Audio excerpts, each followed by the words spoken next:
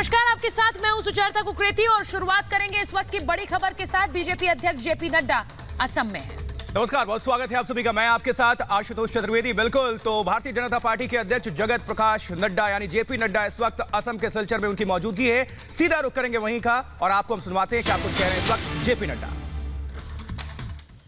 उस दुबाका के नीचे मुख्यमंत्री के बेटे की कंस्टिट्यूएंसी, उनके रिश्तेदारों की कंस्टिट्यूएंसी, वहां भी दुबाका में धमाका हो गया और बीजेपी जीत गई। यह परिस्थिति आकर के खड़ी। अगर हम बात करें मध्य प्रदेश, 28 में से 22 भारतीय जनता पार्टी। अगर हम उत्तर प्रदेश की बात करें तो 8 में से 7 सीटें भारतीय जनता पार्टी। और अगर हम बिहार की बात करें तो सबसे बड़ा स्ट्राइक रेट और सबसे ज्यादा सीट लाने वाली भारतीय जनता पार्टी। यह परिस्थिति आकर के खड़ी। अगर हम नॉर्थ ईस्ट की बात करें, मणिपुर में 5 में से 4 सीटें भारतीय जनता पार्टी। अगर हम अरुणाचल प्रदेश की बात करें तो 241 सीटों में 190 सीटें भारतीय जनता पार्टी अरुणाचल प्रदेश में। और अगर मैं ईटानगर के म्युनिसिपल कमेटी कॉर्पोरेशन की बात करूं तो भारतीय जनता पार्टी। अगर मैं पासीघाट के म्युनिसिपल कमेटी की बात करूं तो भारतीय जनता पार्टी। सारे देश में भारतीय जनता पार्टी कमल का निशान खिल रहा है। अभी राजस्थान के चुनाव में कहते थे किसान का आंदोलन चल रहा, चुनाव पंचायत के थे। किसानों ने एक तरफा आशीर्वाद राजस्थान में भारतीय जनता पार्टी को दिया। यह हमको ध्यान में रखना चाहिए। सिलवासा में चुनाव हुआ, वहां भी भारतीय जनता पार्टी। गोवा में चुनाव हुआ, भारतीय जनता पार्टी। 40 में से 30+ सीटें भारतीय जनता पार्टी लेकर के आ गई। इसलिए मित्रों, मोदी जी के नेतृत्व में टीम इंडिया, सारे बीजेपी एक साथ लगकर और सारे देश में मोदी जी को आशीर्वाद देने के लिए भारत की जनता आतुर है। इस बात को हमको समझना चाहिए। मित्रों, अगर मैं आसाम की बात करूं तो मैं आपको यह बताना चाहता हूं, आसाम की संस्कृति, असम की भाषा, अहम की भाषा, अहम का अपना अस्तित्व, इन सारी चीजों को संभाल के रखने का काम भारतीय जनता पार्टी का है। भारतीय जनता पार्टी ने हमेशा संभाल के रखा है। इसको हमको ध्यान में रखना चाहिए। अहम की संस्कृति, अहम की भाषा,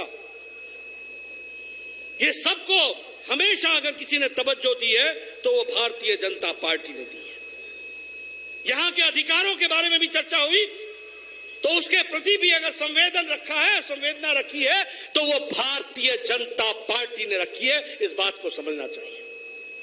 ये असम का आंदोलन जब चल रहा था तो इसको देशव्यापी बनाने में सबसे पहले अगर किसी ने आवाज उठाई थी तो भारत रत्न श्रीमान अटल बिहारी वाजपेयी जी ने पार्लियामेंट के अंदर और पार्लियामेंट के बाहर आवाज उठाई। सारे देश में इस नारे को गुंजाया था, श्रीनगर हो या गुवाहाटी, अपना देश अपनी माटी। केरल हो या गुवाहाटी, अपना देश अपनी माटी। और असम आंदोलन के साथ सारे देश में भारतीय जनता पार्टी सदा सदा खड़ी रही। इसको हमको समझना चाहिए। असम की भाषा बहुत ही अच्छी भाषा और इसको संभाल करके रखने की जिम्मेवारी हम सब की है, जिसको हम लोगों ने किया है। और असम को देश में भी स्थान देने की बात आई तो वो हमेशा एनडीए की सरकार रही है। फिर चाहे वो भारत रत्न देना हो भूपेंद्र हजारिका जी को तो नरेंद्र मोदी जी की सरकार आती है। अगर हमारे लोकप्रिय गोपीनाथ बोरदोले जी को देना हो तो वो अटल जी की सरकार होती है जो भारत रत्न से सम्मानित करती है। इसलिए असम की संस्कृति, असम का नेतृत्व, असम के अस्तित्व को अगर किसी ने पहचाना और उसको देश में स्थान देने का काम किया है तो वो एनडीए की सरकारों ने किया है। बहुत शांति तरीके से लोगों का विकास के लिए हम काम करते रहे। यहां 6 कम्युनिटीज, 6 प्रजातियां जिनको हम लोगों ने एसटी का स्टेटस दिया, लेकिन एसटी के स्टेटस देने में किसी का हक नहीं छीना, उनका हक बरकरार रखते हुए इनको भी एसटी का स्टेटस दिया। फिर चाहे वो मोरन हो, मोटोक हो, कुछ राजवंशी हो, ताई अहोम हो या फिर आदिवासी टी ट्राइब्स के लोग हो। आपने कभी देखा कि कांग्रेस सरकार ने हिम्मत की? कभी इन लोगों के बारे में सोचा?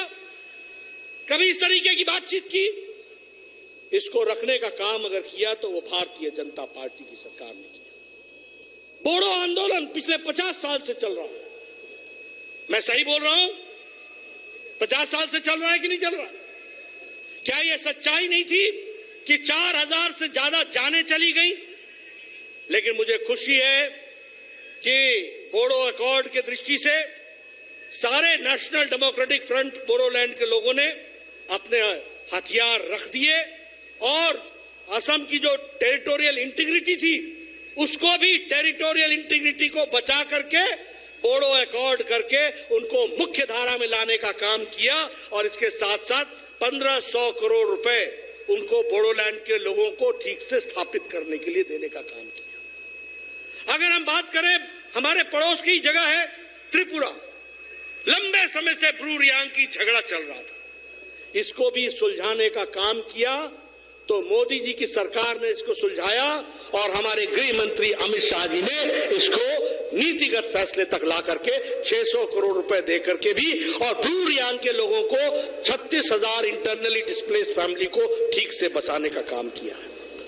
बॉर्डर का लैंड डिस्प्यूट, ये लैंड स्वैप, ये भी अगर हुआ, असम की जनता इससे दुखी थी। घुसपैठ के चांस थे। लगभग 3 किलोमीटर 2.5 किलोमीटर का इलाका था जहां रुकावट नहीं हो पाती थी, लेकिन जमीन का स्वैप करके इसको भी अमली जामा पहनाने का काम भारतीय जनता पार्टी की सरकार ने किया।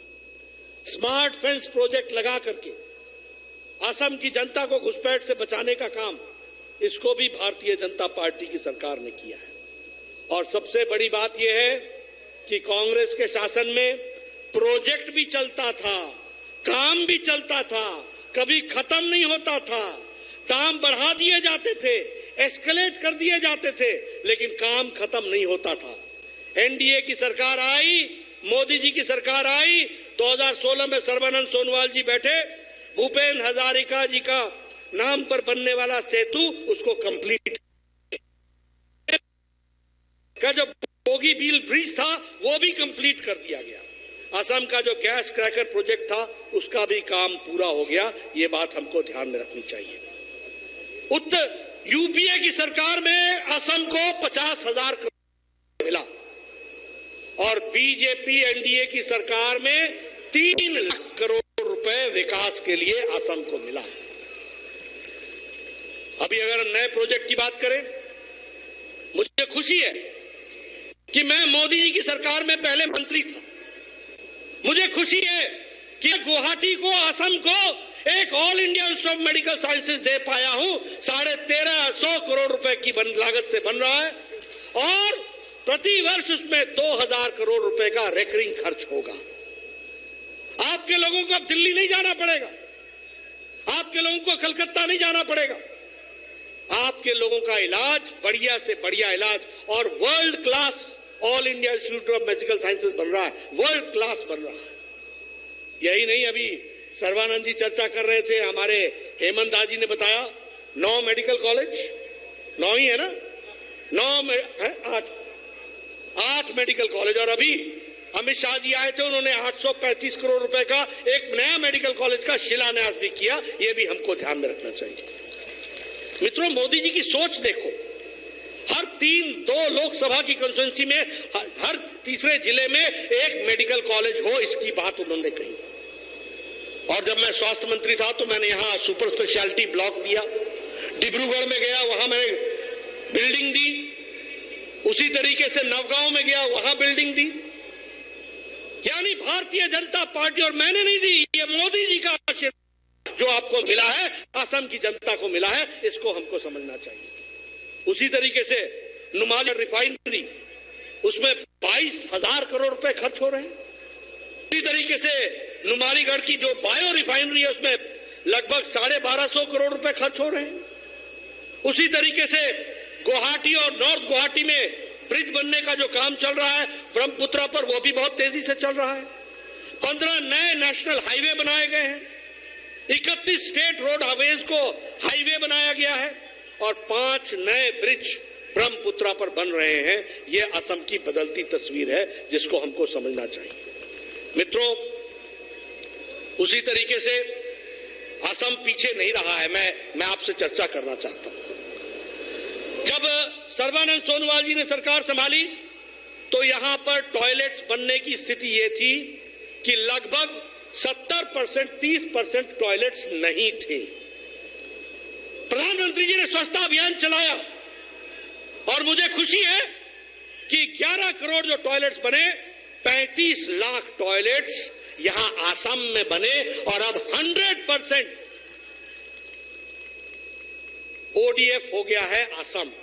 ये छोटी घटना नहीं है मित्रों। आपको मालूम नहीं गांव की तस्वीर कैसी है। गांव में बहनें सूर्योदय और सूर्यास्त का इंतजार करती थी अपने दैनिक नित्य क्रम करने के लिए। ये विमेन एम्पावरमेंट मोदी जी ने दिया। आज घर घर में टॉयलेट्स बने, 35 लाख टॉयलेट असम में बने हैं और 100% आज ओडीएफ हो गया और महिलाओं को कितनी बड़ी एम्पावरमेंट हुई इसको हमको समझना चाहिए। उसी तरीके से जनधन योजना, 40 करोड़ लोगों के खाते खुले और बहनों के विशेष करके बता रहे थे कि 22 करोड़ लोगों को उनके खाते खुले हैं।